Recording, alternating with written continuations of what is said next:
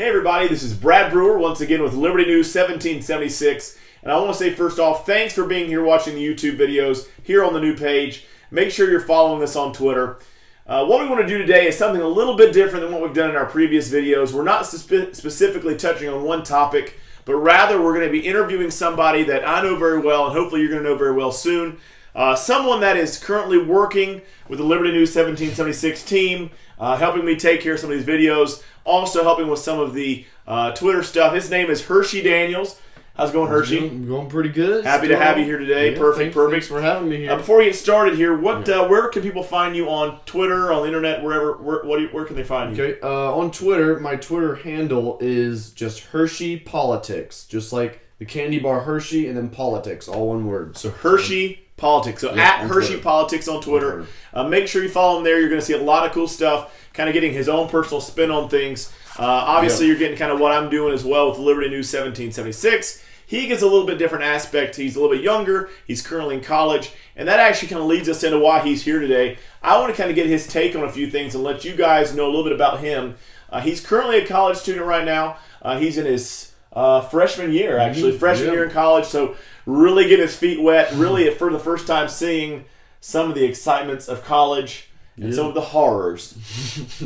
Specifically, of the horrors I'm talking about are the liberal bias and the liberal professors. And just the ideology. The ideology. Yeah. I mean, we're living here in Indiana, so he's going to an Indiana university. But still, despite it being in the Midwest, home of our Vice President, Mike Pence. Yeah. Thank you, Mike. Appreciate it. Good job.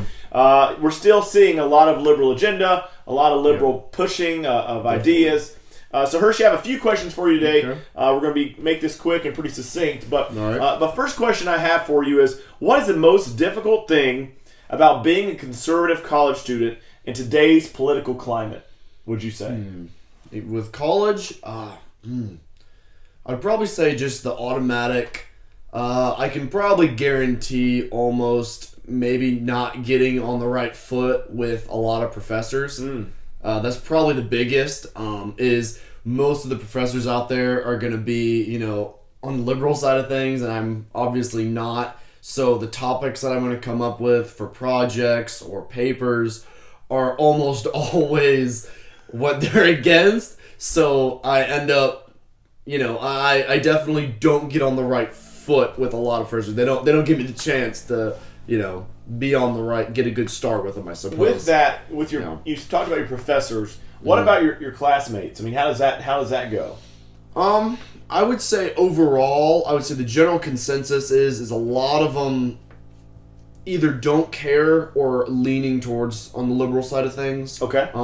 There's definitely, since we're in Indiana, there's definitely a more conservative population there. Larger contingent. Definitely, I could see, than majority, but there is definitely, like in every single one of my classrooms, a large liberal, leftist viewpoint. Okay, let me ask you this. Definitely. Do you think most of your classmates, you said there's a good proportion of them are liberal, have that at least lean that way. Definitely. Would you say most of them are truly liberal in the fact that, they understand what it means, go forward about it, or are they most of them truly probably uninformed, and because they see that and they feel the pressure in their professors and the media and entertainment? I would go to say, and not just college students, but I would say just young people in general nowadays. Okay. It's definitely become fashion. Yeah. It hasn't become, it's not what they believe. It's just, this is what's fashionable, and this is what, we have Ben Affleck is really cool, and he's Batman, and he said that we should like the refugees. Why don't you like them? Well, that's all it is. It's not. There's no firm belief system. It's all just fashion, and that's what you see with Antifa, and that's what you see with Black Lives Matter, and that's what you see with all these different organizations. Women's March, all those things like that. It's all just fashion. It's not. They don't believe any of it. Well, let me ask you this then, because obviously the contingent of what is going on on campuses and in the entertainment circles that a lot of younger people run into, it's all liberal. It's all pushing that agenda. I mean, it's focused. Now, let me ask you that. Based on that, what made you decide to be active and to be vocal on your college campus in that aspect as a conservative? Because it'd been really easy for you to just keep your mouth shut, keep your head ducked down, especially as a freshman, to just go on campus and be a flower on the wall and not say anything and just move right along and just go along to get along, as they say. Yeah. What made you choose to stand up and have a voice and be vocal despite the backlash? What made me do that? Oh man! Just because you're a man's man, and can't help it. Man, I'm just powerful. You can't help it, folks. I'd probably say that it's definitely, like I've said before, is that there's almost like a counterculture going on. Okay. And it's almost like the liberals have kind of figured out that they're not the cool kids anymore. Okay. Almost, it's almost like being conservative or a Trump supporter. It's different. It's the new. It's starting to become. It's the new rebels. Now. It's the new rebels. It's the new. It's the new cool. I guess almost. Okay. You're different, and so people are like, "Whoa, what? Why are you like this?" It's that's interesting. It's like almost a new subculture almost.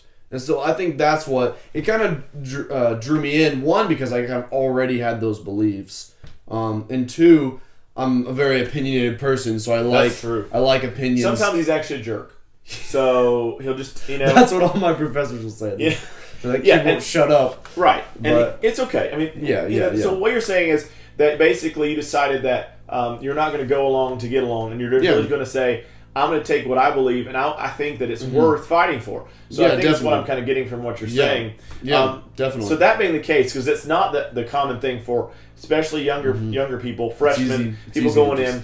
It's super easy. I know there's been times that I've had to just kind of like duck my head down and just I don't want to, Yeah. But you definitely got to stand up. Well, I'm going to say this, is that there's probably many conservative and libertarian-minded young people out there in colleges today, and even in high schools getting ready to go into colleges here soon. Definitely.